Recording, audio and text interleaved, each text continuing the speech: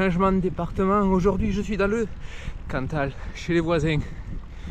Je suis là pour rouler un petit peu avec les filles de Donnons des ailes au vélo J-1 qui font, comme chaque année, depuis plusieurs années, le tour de France en intégralité, le circuit des hommes, un jour avant.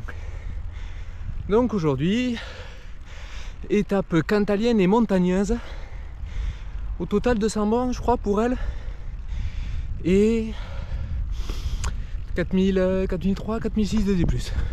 Enfin voilà, plus de 4000. Donc étape pas facile pour elle et pour moi non plus. Bon, j'ai pas les capacités de faire 200 bornes et autant de D+. Déjà que petit souvenir, dernière vidéo, j'ai souffert au GFNY à Spain-Tourmalet au départ de Lourdes, pour rappel, avec 3500 de D+, non là plus de 4000, non, plus de 200 bornes, ce serait pas sérieux. Bon, j'ai opté pour faire quand même quelques kilomètres avec elle, et là je suis en train de faire à rebrousse-poil et donc de prendre l'étape qui arrive au Lioram, et je prends l'étape en sens inverse, ce qui veut dire c'est que normalement je devrais tomber sur elle au bout d'un moment. Cette étape, je disais, montagneuse, car sur la fin il y a un enchaînement de 4 cols, donc ça va être un petit peu difficile, mais bon voilà, le but c'est de s'amuser et de prendre du plaisir. Je suis parti avant le dernier col, qui est juste avant l'arrivée en fait du Lioram, qui est le col de Serre. Moi j'ai laissé ma voiture à Saint-Jacques-des-Blats, et là je suis parti en sens inverse et je suis en train de remonter l'avant-dernier col, qui est le col du pas de Pertus, qui va m'amener à Mandaille, et de là de Mandaille je devrais monter le col du pas de Pérols. Une fois en haut du pas de Pérols, je vais redescendre de l'autre côté et je vais aller en direction du col de Neuronne, sachant que le col de Neuronne, on va dire, est difficile dans un sens une fois qu'on est en haut. Après c'est plutôt plat jusqu'au pied du col pas de Pérols, je sais pas si vous me suivez.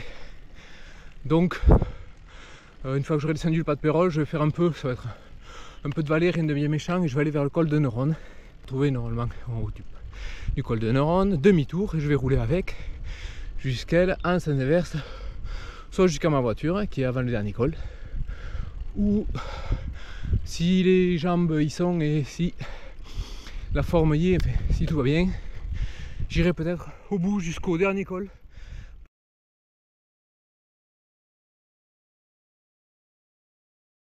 Et voilà, maintenant je suis au village de Mandaille, c'est le pied en fait de l'avant-dernière bosse dans le sens du tour. Village de Mandaille. Donc vu que je vais à contresens, maintenant je vais devoir monter la côte qui va mener au pas de Pérols. Bon, j'ai fait ma bonne action du jour. J'ai aidé des touristes à régler leur dérailleur arrière.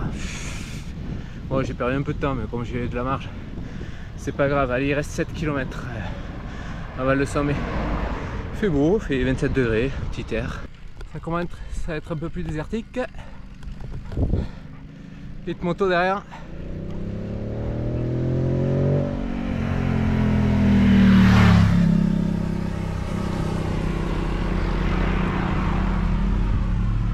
Allez, ça monte tranquillement. Là, à la fin, c'est vraiment pelé. Il y a moins d'arbres. Mais bon. Là, j'ai fait une petite pause à l'ombre manière de manger un petit truc. Puis je vais repartir tranquillou. Tranquillou, tranquillou.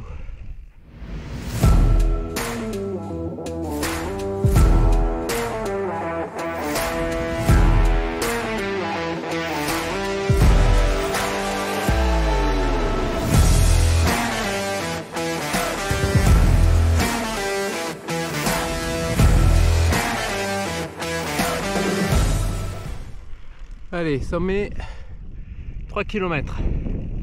3 km.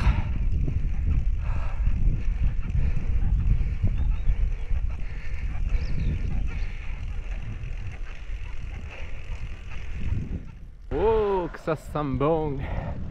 On voit tout au loin le col du Pas de Pérol. Oh, les voitures. Donc ça veut dire que je suis dans le dernier kilomètre. Ah, il fait un petit air frais là. C'est bien agréable. On va dire que dans quelques instants, je vais redescendre la route que je vois de l'autre côté. Et que dans un deuxième temps, je vais remonter. Là, ça peut être la même.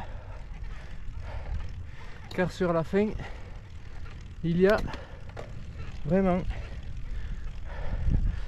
un pourcentage qui pique. Je me souviens plus exactement, mais je sais que ça va piquer pour l'avoir déjà fait il y a quelques années, un petit peu dans les mêmes conditions. J'étais aussi avec les filles, sauf que l'arrivée était en haut du Pas de Pérol.